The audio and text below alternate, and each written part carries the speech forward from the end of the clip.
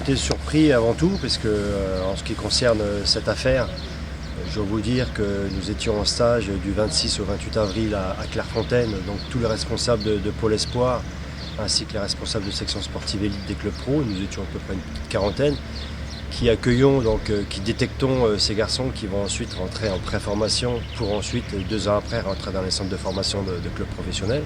Donc c'est vraiment nous les premiers concernés. Et ce que je peux vous dire et vous assurer, c'est que pendant 3 jours, alors que l'affaire est sortie, je crois, le vendredi, nous étions en stage du mardi au jeudi, 26 au 28, en aucune façon et pas une seule seconde, donc on nous a parlé de recruter d'une manière différente en effectuant éventuellement des quotas.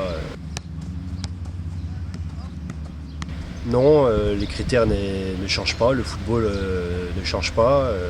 On sait que depuis des années, on sait que de plus en plus, on doit faire attention à essayer de recruter des garçons qui vont être dotés d'une intelligence pour pouvoir s'en sortir la plus importante.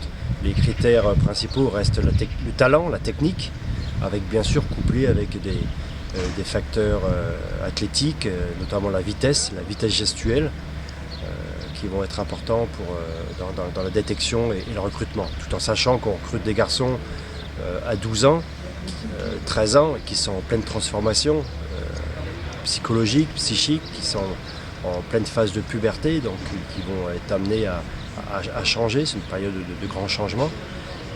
Et donc on essaie d'envisager l'avenir, mais c'est très difficile et on est amené également à se tromper. Aucune consigne, puisque de toute façon c'est un problème insoluble à l'heure actuelle, sauf si nos élus politiques ou du football au niveau mondial changeaient la règle. À l'heure d'aujourd'hui, les joueurs peuvent changer de nationalité jusqu'à 21 ou 22, 23. Je ne connais pas exactement les règles dans ce domaine bien précises. Avant, il suffisait qu'ils participent à un championnat d'Europe junior pour ne plus pouvoir changer ensuite de maillot. Donc c'est quelque chose qui est insoluble.